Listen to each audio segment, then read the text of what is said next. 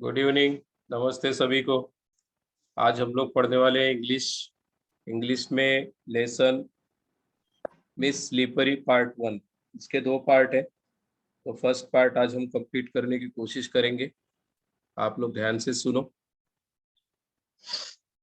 1.4 miss slippery warming up exercise आप लोगों के लिए कुछ क्वेश्चंस दिए। यहाँ पर 5 क्वेश्चंस है।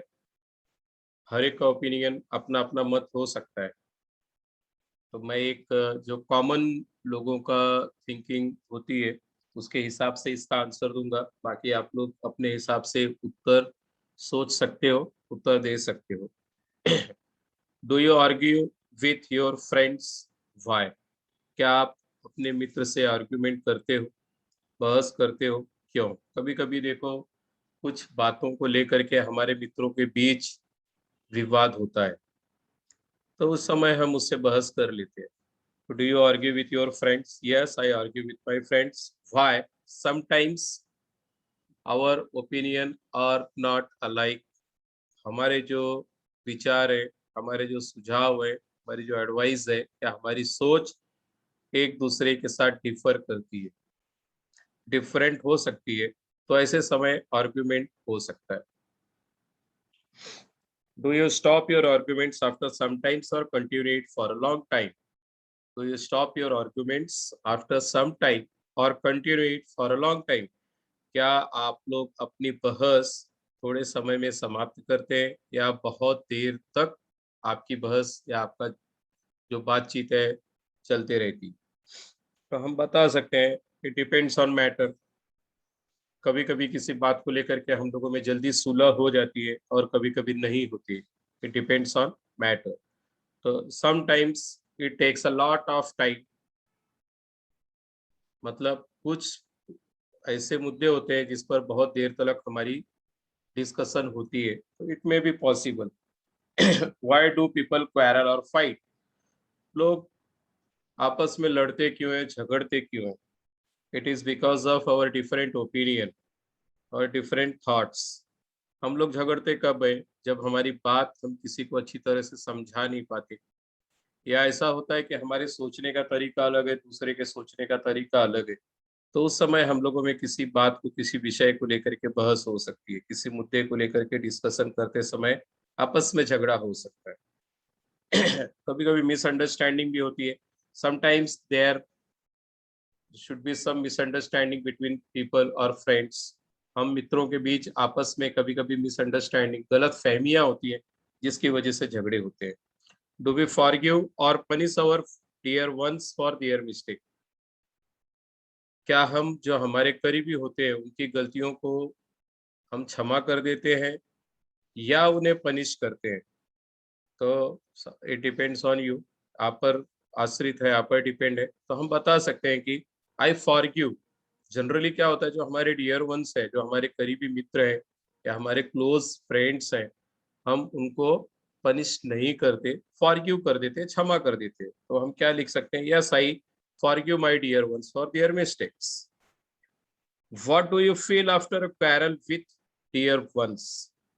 आपका जो भी करीबी है, क्लोज मित्र है, या भाई बहन में भी होता है कभी कभी झगड़ा, तो आप कैसा फील करते हो? Sometimes I feel guilty. कभी कभी हमको गिल्ट फील होता है, अफसोस होता है कि मैंने क्यों झगड़ा किया उससे। तो पॉसिबल है। Sometimes we get relaxed. कभी कभी झगड़ा जो होता है उसके बाद रिलैक्स फील करते हैं। हम क्यों फील करते हैं? कि चलो मेरे मन की जो गलत फहमियां थी निकल गई। लेकिन फेयर डिस्कशन होना चाहिए ऐसे समय, अच्छे से डिस्कस करना चाहिए मुद्दे से, तो हम रिलैक्स भी हो सकते हैं। और कभी कभी टेंशन भी बढ़ता है हमारा। तो do you feel, what do you feel? I feel relaxed नहीं बोल सकते। जनरली आई फील गिल्ट एक राइट ओपिनियन है। बाकी आप सब अपने हिसाब से बता सकते हैं। यहाँ पर दिया है, think over the following and tick mark the proper option as per your choice. आप अपने हिसाब से इसके अंदर चूज करने के लिए आंसर स्वतंत्र है। Do your classmate tease trouble and avoid you? क्या आपका मित्र आपको चिढ़ाता है, आपको कष्ट देता है, या आपको अवॉइड एंड अवॉइड यू, आपको अवॉइड करता है? बहुत बार ऐसा होता है, क्लासों में देखा गया है। तो आप लिख सकते हो यस, अगर आपके साथ इस तरह की कोई बात हुई तो यस लिखिए। जनरली समटाइम्स में बी, कभी कभी ऐसा होता है, कुछ मित्र होते हैं जो हमें कष्ट देते हैं, अवॉइड करते हैं, तो समटाइम्स भी राइट आंसर है। अगर आपके साथ नहीं हुआ ऐसा तो नो, इट्स ओके, नो।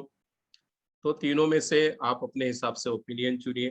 तो मैं कह सकता हूँ कि समटाइम्स ही अवॉइड्स मी और ट्रबल मी और tease me. Do you with your friends also tease trouble or give names to any one of your classmate? तो इसके लिए नो होना चाहिए, क्योंकि मैं अपने किसी मित्र को चिढ़ाता नहीं, किसी को कष्ट नहीं देता, या किसी को कोई ऐसे अलग से चिढ़ाने के लिए नाम नहीं देता। तो no, it is a right answer. बाकी आप अपने लिए अपने हिसाब से इसके उत्तर लिख सकते हो। How do you handle the टीजिंग? आपको अगर कोई चिढ़ा रहा है तो क्या करते हो? तो some students complain to teacher, कुछ विद्यार्थी ऐसे होते हैं जो अपने टीचर को कंप्लेन करते हैं, कुछ इग्नोर करते हैं, छोड़ो जाने दो क्या बात, और कुछ रोते हैं। तो इसमें से पॉसिबल आंसर्स आपके हिसाब से, फिर भी I complain to my teacher, complain to teacher is right answer. How do you handle yourself when punished in class?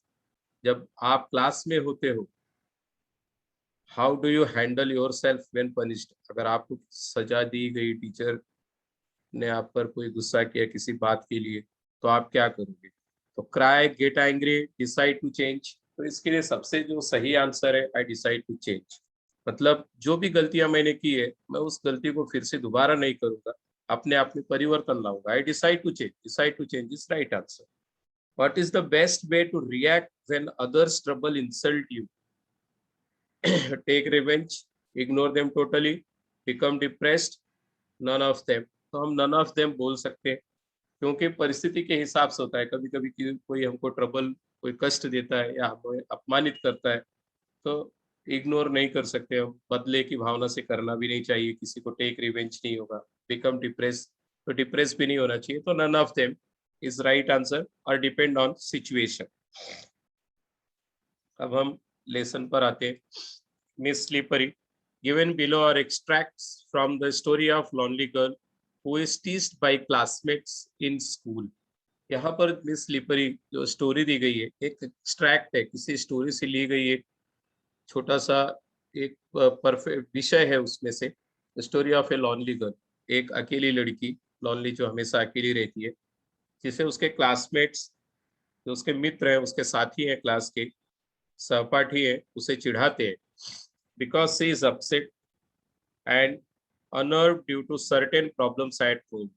She is unable to do any task well. क्योंकि वह लड़की घर से भी अपसेट है, अपने जो भी टास्क, जो भी काम दिया गया है उसे सही ढंग से पूरा नहीं कर पाती, क्योंकि घर से भी उसकी कुछ परेशानियां हैं, व्यक्तिगत परेशानियां हैं। इसीलिए वो अपने टास्क को समय पूरा नहीं कर पाती है, उसका ध्यान पढ़ने में नहीं होता। तो ऐसे समय उसके मित्र लोग उसे चिढ़ाते, उसे परेशान करते। The story tells us what happens next. तो इस कहानी में हम देखेंगे कि आगे उसके साथ क्या क्या घटनाएं होती है। Part 1, I got ready and went to school. In the first period, our class teacher who taught us English told us to take out our composition notebooks. I got ready, I went to school. मैं तैयार हुई, मैं विद्यालय के लिए निकली। और पहला period is our class teacher who taught us English, हमारी क्लास टीचर का था, वर्ग शिक्षिका, और जो हमें अंग्रेजी पढ़ाती थी, who taught us English, English विषय था पहला, और वही उनकी वर्ग शिक्षिका भी थी, क्लास टीचर भी थी। Told us to take our out our composition note. उन्होंने हमें निर्देश दिया कि हम लोग अपनी कंपोजिशन के नोटबुक्स को बाहर निकालें। निबंध की बुक, निबंध का कालांश रहा होगा, पीरियड रहा होगा। I took out the mathematics notebook by mistake, और मैंने गलती से मैथमेटिक्स की बुक, गणित की बुक, नोटबुक बाहर निकाल ली। I replaced it quickly, but the teacher perhaps had kept her gaze fixed on me. Gaze means stare. मैंने तुरंत मैथमेटिक्स की बुक अंदर रख करके रिप्लेस करना चाहा कि मैं तुरंत निकाल लूं, टीचर का ध्यान न रहे, कंपोजिशन की बुक निकाल। लेकिन शायद टीचर की जो निगाहें थी, घूरती हुई निगाहें मुझ पर ही टिकी हुई थी, और उन्होंने मुझे देख लिया। अब वो मिस्टेक उसकी पकड़ी गई लड़की की। She shouted, come here with your book. Saili, teacher ने जोर से चिल्लाया, शाइली अपनी नोटबुक के साथ यहाँ आओ। I obeyed her, but her angry looks made my legs tremble, and when I reached her chair the notebook fell on her feet. लेकिन आई ओबेड हर, मैंने उनकी आज्ञा का पालन किया। टीचर ने हुक्म किया, ऑर्डर किया, अपनी नोटबुक लेकर के साइली आओ, तो मुझे जाना ही था। बट हर एंग्री लुक्स, लेकिन उनके जो क्रोध भरी आंखें थी, निगाहें थी, गुस्से से देख रही थी टीचर। मेरे पैर कांपने लगे, थरथराने लगे। मैं टीचर के चेयर तक पहुंची, कुर्सी तक जहां पर टीचर थी। The notebook fell on her feet, मेरी नोटबुक नीचे गिर पड़ी, उनके पैर के पास टीचर के गिर पड़ी। सम गर्ल्स लाफ्ड लाउडली, और जैसे नोटबुक गिरी, डर के मारे कांपते हुए कुछ लड़कियां हंस पड़ी, जोरों से हंस पड़ी। The teacher thought that I had dropped the notebook on purpose. Teacher को लगा कि शायद मैंने नोटबुक जानबूझ करके नीचे गिरा दी, जानबूझ करके गिरा दी, ऐसा टीचर को, ऐसा सोचा teacher. She stared at me with all with an all devouring look means a frightening look. She stared at, stare already हम लोगों ने देखा, गेज मींस स्टेयर मींस घूरना। उन्होंने गुस्से से, अ फ्राइटनिंग लुक, जिसको देख करके कोई डर जाए, इस तरह का चेहरा बनाया टीचर ने, और मुझे गुस्से से देखने लगी और कहा, go and stand near your seat, she yelled. उन्होंने जोर से अपने आदेश दिया कि जाओ और अपने सीट के पास, जहां पर तुम्हारी बेंच है, वहां पर जाकर के खड़ी हो जाओ। I kept standing punished for the whole period. मैं पूरे एक पीरियड के लिए, जब तक उनका कालांश था तब तक मुझे खड़ा रखा गया। मैं वहीं पर खड़ी रही, अर्थात मुझे सजा दी गई। आई पनिश्ड, पनिश्ड मीन सजा देगा, और होल पीरियड, पूरे पीरियड के लिए मुझे सजा दिया गई, पनिश किया गया, वहीं पर अपने बेंच के पास खड़ा रहे। The next was history class and my favourite subject. अगला पीरियड इतिहास का था और मेरा पसंदीदा विषय था इतिहास। The teacher had asked us to memorise the causes and effects of the battle of Panipat. Teacher ने हम लोगों को कहा कि पहले कालांश में जो पढ़ाया गया था, पहले पढ़ाया गया था कि बैटल ऑफ पानीपत के बारे में थोड़ा सा याद करो।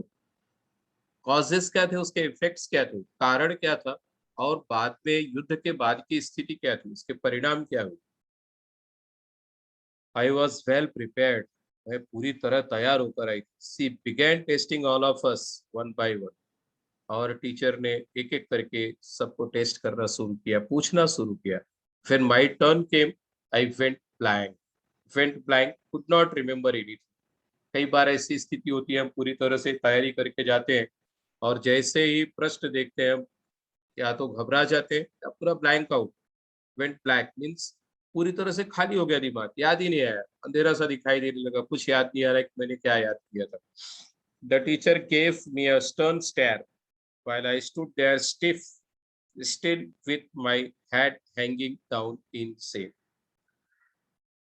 The teacher gave me a stern means strict, बहुत ही गुस्से से टीचर ने मेरी तरफ घूरा।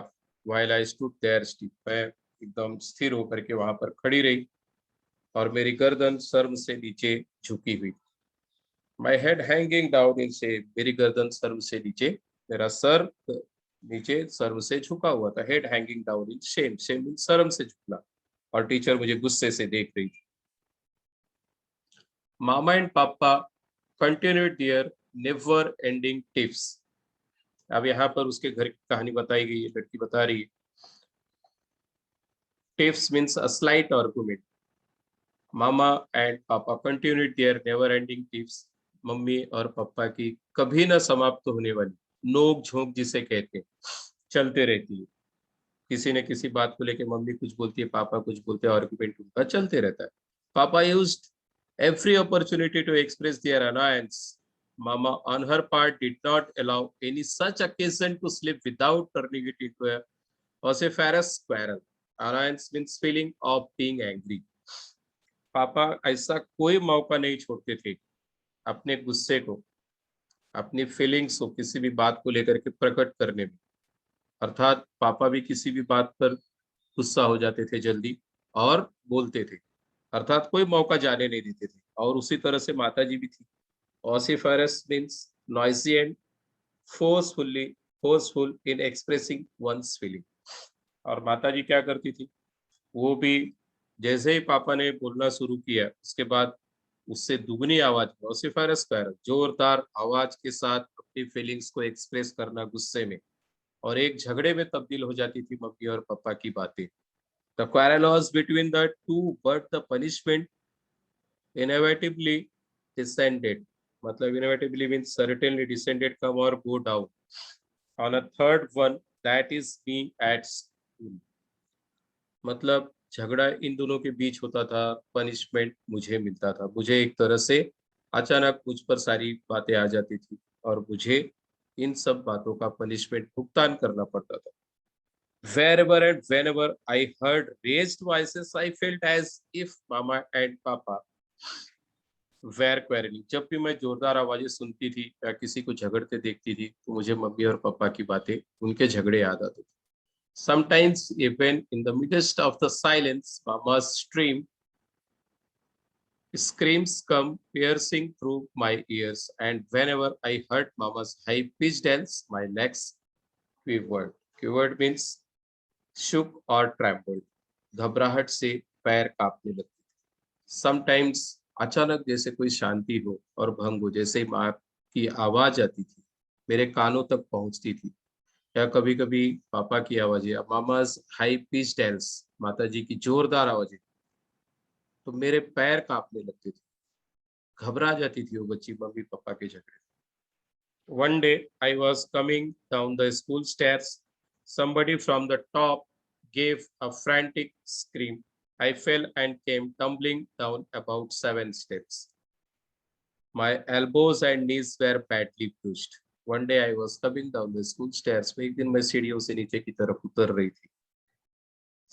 विद्यालय से वो बच्ची नीचे सीढ़ियों की तरफ से उतर रही थी। Somebody from the top gave a frantic scream.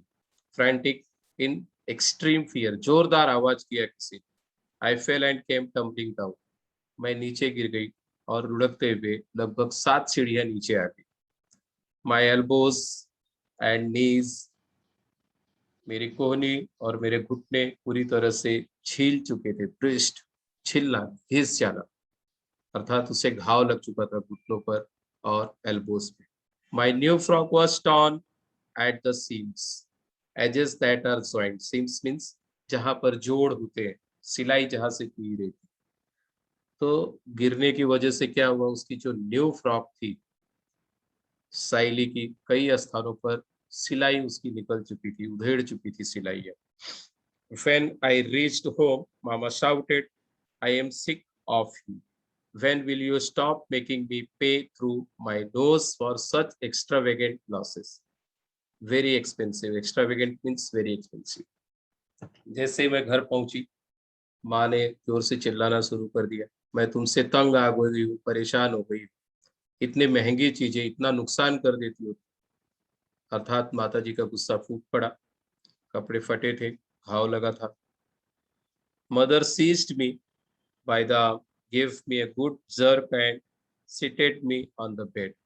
माता जी ने फिर भी क्या किया, seized me, मुझे पकड़ दिया अपनी बाहों में, एक झटका दिया जोरों से और मुझे बेड पर बिठा दिया। She fetched an antiseptic lotion and applied it to my elbow and knees, but did not hug me. हग करना मीन्स गले लगना। अब बच्ची को घाव लगा था, उससे अपेक्षा थी कि शायद माँ उसे बड़े प्यार से पुचकारेगी, अच्छे से गले लगाएगी, लेकिन माताजी ने क्या किया, उसके जो घाव थे उस पर एंटीसेप्टिक लोशन लगाया, जैसे डेटॉल वगैरह है, और उसके बाद फिर जो भी applied it to my elbow and this, elbow, कोहनी और घुटनों पर जहां पर घाव लगा था वहां पर इन एंटीसेप्टिक लोशन को लगाया बस। Within me lingered the hearing that she would hold me and console me. Hearing means longing for, console means comfort, smarting means hurting. Lingered means remained behind. Within me lingered the hearing that she would hold me and console me. Even if she had given me just a sympathetic pat, my smarting limbs would have been soothed, so it became less painful. उस बच्ची को उम्मीद थी कि शायद माँ उसे हग करेगी, गले लगाएगी, लेकिन ऐसा कुछ भी नहीं हुआ। उस बच्ची ने सोचा था कि शायद कुछ तो थोड़ा पीठ भी थपथपाए, सिंपैथेटिक पैट। हर एक को लगता है कि थोड़ी सहानुभूति उससे मिले, लेकिन अगर मुझे थोड़ी भी सहानुभूति मेरे माताजी से मिलती तो शायद मेरे जो घाव थे, जो इतने पेनफुल थे, दर्दनाक थे, थोड़ा सा दर्द कम हो जाता। लेकिन ऐसा कुछ भी नहीं हुआ। My younger brother was close by. मेरा जो छोटा भाई था मेरे काफी करीब था, नजदीक था। As mama walked away to the kitchen, he came and sat beside me. जैसे ही माताजी किचन की तरफ गई, छोटा भाई मेरे करीब आया और बैठ गया। He placed his little hand on my arm and whispered, "Are you in great pain?" I hugged him tight and started crying again. छोटा भाई आया, मेरे करीब बैठा और अपने छोटे-छोटे हाथों को, my arm, his little hand on my arm, मेरे बाहों पर उसने अपने हाथों को रखा और धीरे से पूछा, क्या तुम्हें बहुत दर्द हो रहा है? अब इतनी सी बात, इतनी सा अपने छोटे भाई से जो सहानुभूति मिली, तो साइली ने क्या किया, आई हग्ड हिम टाइट। मैंने उसे अपनी बाहों में जकड़ दिया और जोर से रोने लगी। I used to walk quite cautiously at I would often stumble. One day the class monitor announced, "We shall call her slippery." Others sleep on wet ground. Siley managed to sleep even on dry land. मैं बहुत ही सावधानी से चलने की कोशिश करती थी और कई बार इस तरह से होता था कि मैं फिर भी फिसल जाती थी। तो एक दिन जो क्लास मॉनिटर था, मॉनिट्रेस, मॉनिटर और मॉनिट्रेस, मॉनिट्रेस गर्ल्स के लिए, तो उन्होंने अनाउंस किया कि क्यों ना हम इसको स्लीपरी बुलाएं। तो साइली का नाम स्लीपरी क्यों ना आज से रख दिया जाए, क्योंकि साइली, बाकी के लोग जो है वो गीले वेट ग्राउंड पर स्लीप करते हैं, और जो साइली है वह सूखी जगह पर भी, सूखी जमीन पर भी सरक कर फिसल कर गिर जाती। That provided the other girls of the class new scope for fun. और यह बात दूसरी लड़कियों को एक अच्छा मौका मिल गया मुझे चिढ़ाने के लिए, हंसने के लिए, फन करने के लिए। They teased me with the new little every day. Soon a verse was composed in my honor. इस तरह से 4 स्टैंजा मेरे लिए लिखा गया मुझे चिढ़ाते हुए। एक और अच्छा मौका मिला लड़कियों को, बाकी के नया नाम मिल चुका था मुझे, स्लीपरी स्लीपरी, स्लीपिंग विदाउट मग, मग मीन्स वेट मड और dirt. Ask her the simplest question, no answer is your luck. तो यहाँ पर उस लड़की को अब चिढ़ाया जाने लगा, स्लीपरी स्लीपरी। और ऐसी लड़की जो सूखे फर्श पर भी, जहाँ पर गीला फर्श नहीं होता, सूखा होता है, ऐसी जगह पर भी गिरती है, उससे एक सिंपल सा भी प्रश्न करो, उसके पास कोई उत्तर नहीं होता। No answer is your luck, मतलब आपके भाग्य में कोई उत्तर नहीं आएगा। इस तरह से साइली को चिढ़ाया जाने लगा इस स्लीपरी के नाम से। I live in a perpetual fear of everyone, the girls, the teachers, the young and the old. अब मुझे हर एक से डर लगने लगा था, कांस्टेंट कंटिन्यूअस फीलिंग, हर एक से डर। किससे? लड़कियों से, टीचर से, यंगस्टर से, ओल्ड से, मतलब हर उम्र के लोगों से अब मुझे डर लगने लगा था। मेरा जैसे कोई साथी नहीं था। When I was in class, I dared not move out, and when I was outside, I was afraid of re-entering the class. जब मैं क्लास में होती थी, वर्ग में होती, तो मुझे बाहर जाने की हिम्मत नहीं होती थी, किसी भी तरह से मैं बाहर न जाऊं, ऐसी मेरी कोशिश रहती। और जब मैं आउटसाइड होती थी, क्लास के बाहर होती थी, तो अंदर आने की हिम्मत नहीं होती थी, इतना डरती थी मैं। I afraid of reentering the class. Reentering means किसी काम से मैं बाहर गई तो फिर से री एंटर करने में भी मुझे डर लगता था। Nor could I muster the courage to speak to anyone. Muster courage means gather courage. नहीं मेरे पास इतनी हिम्मत होती थी, मैं इतना हिम्मत नहीं जुटा पाती थी कि मैं किसी से बात करूं। तो इस तरह से स्लीपरी की कंडीशन थी। उम्मीद है आप लोगों को यह लेसन समझ में आया होगा। और स्लीपरी जिसकी स्थिति हम लोगों ने देखी कि क्लास में क्या कंडीशन थी, उसकी घर पर क्या कंडीशन थी, दोस्तों में उसकी स्थिति क्या थी, इस तरह से आपके बीच भी कोई हो सकता है। Thank you.